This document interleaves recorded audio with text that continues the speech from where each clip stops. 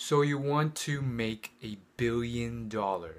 That's with a B, $1 billion. Heck, you won't even mind $1 million. That's with an M, $1 million. Most likely you're broke right now. Well, here I am to give you some valuable insight on how you can achieve this amount of wealth or what it truly requires. So I have this great quote from Elon Musk's ex-wife, and I just think it hits the nail on the head. Let me read it to you. Shift your focus away from what you want, and she has here in parentheses $1 billion, and get deeply, intensely curious about the world, what the world wants and needs. Ask yourself what you have the potential to offer that is so unique and compelling and helpful that no computer could replace you. No one could outsource you. No one could steal your product and make it better and then club you into oblivion. Then develop that potential. Choose one thing and become a master of it. Choose a second thing and become a master of that. When you become a master of two worlds, say engineering and business, you can bring them together in a way that will introduce hot ideas to each other. So they can have idea sex, make idea babies that no one has seen before, and create a competitive advantage because you can move between worlds, speak both languages, connect the tribes, mash the elements to spark the fresh creative insight until you wake up with the epiphany that changes your life. So I think it's slightly over the top, but I do agree with her point.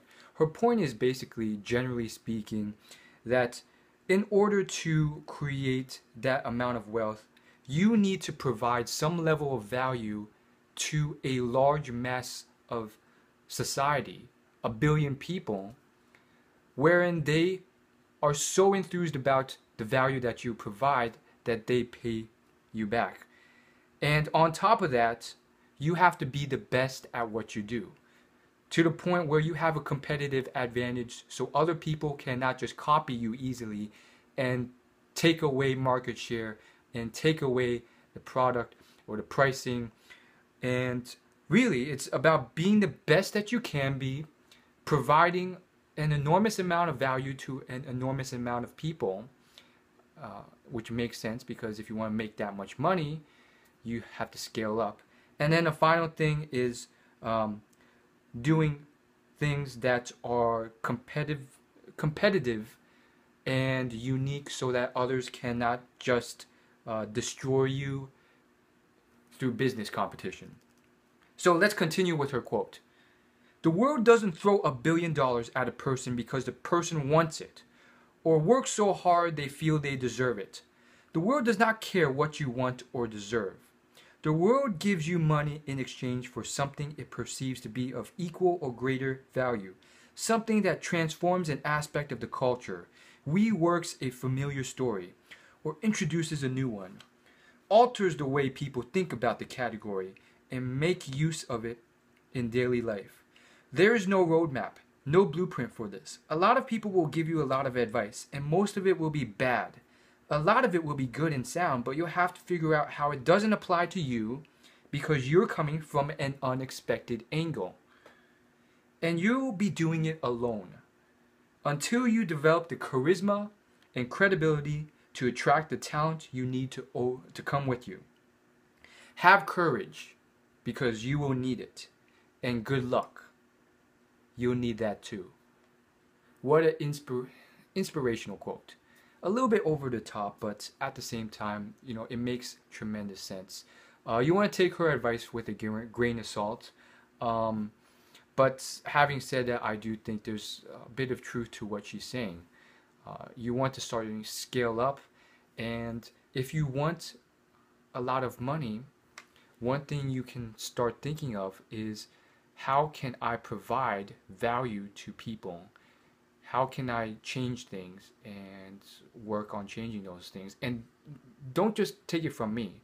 I'm going to show you a clip from Elon Musk himself, the founder of $3 billion companies, and he actually still runs 2 of them. And it's crazy life he lives. He works 40 hours per week at each company So that's 80 hours a week working, and then he lives on like 4 hours of sleep every day. And he's already worth over $1 billion, so he doesn't have to do this, but he enjoys doing this. So yeah, just check out this clip I'm going to show you right now, and let it illustrate to you some of the key points I've just stated. Okay, so you've watched the clip. Thanks again, and I want to just once again point out some of the key things that he says. One thing is being very, very deeply engrossed and interested in this topic, because you have to be engrossed and stick to it for a sustained period of time. And oftentimes, one of the only ways of doing that is to really enjoy the topic, really enjoy the pursuit, because there will be so many obstacles and problems and pain thrown at you. Elon Musk said if he had to do it again and start these businesses, he would rather put, I think he said he would rather put broken glass in his eyes, and it makes a lot of sense. He mentions how there's many points in his business. One year, especially 2008, where all three of his businesses were on the verge of completely going under, and that's the chaotic risk involved in his businesses.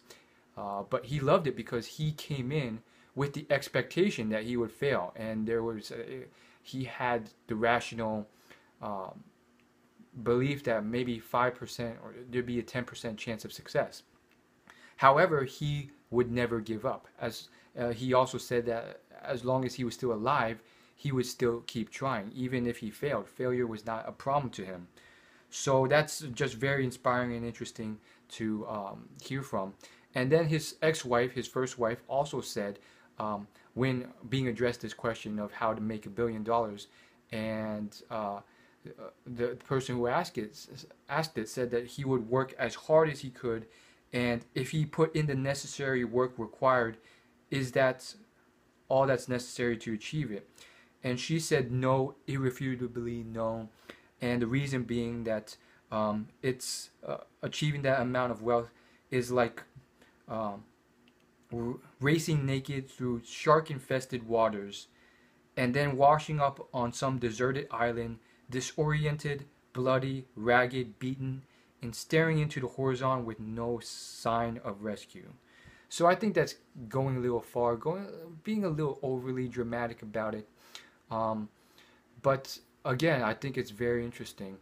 Having said all that, I do think you should take this with a grain of salt, because this is just one of hundreds of entrepreneurs' roads to the billion-dollar mark. And many of them, although they went through similar struggles, they often went through a lot of different struggles. And some of them enjoyed the process tremendously. And for them, it was not all this stress of risk and no chance of success and almost no hope and all this risk and failure and bankruptcy and stuff like that. This is just Elon Musk's journey, and his journey, and by definition the nature of his businesses in electric cars and space. Those are like the worst, most risky industries to get into. He describes it as the graveyard of businesses, the worst possible industries you could ever get into. But he did it because he loved what he did. So take it with a grain of salt. You know, even as I'm thinking about it, there are plenty of billionaires who still put in a lot of hard work. And this gets back to my video I did on hard work, where I sort of rant on the fact that although it's important, it is not the only thing needed, and it will not guarantee success or the lifestyle or goals you want. But it just goes, now even as I think of it, there are examples of billionaires that come to mind who enjoyed their journey tremendously. And having said that, their lives were not as easy as you think. I think the greatest example is a billionaire, Oprah Winfrey. You might think that she went through such an easy life. Just she woke up one day and she was invited to be a talk show host, and everything was fine and dandy. No, she went through a lot of sexual abuse, a lot of letdowns, threats. She was told by her boss that she would never make it and that she should keep her current job and not take the risk of moving to a new city in a different state and trying her hand. and pursuing what she wanted to do because she was so good at her current job. So just think it all through. And as always, like and subscribe. Thanks for watching, and hopefully I'll see you in my next video. See you guys later.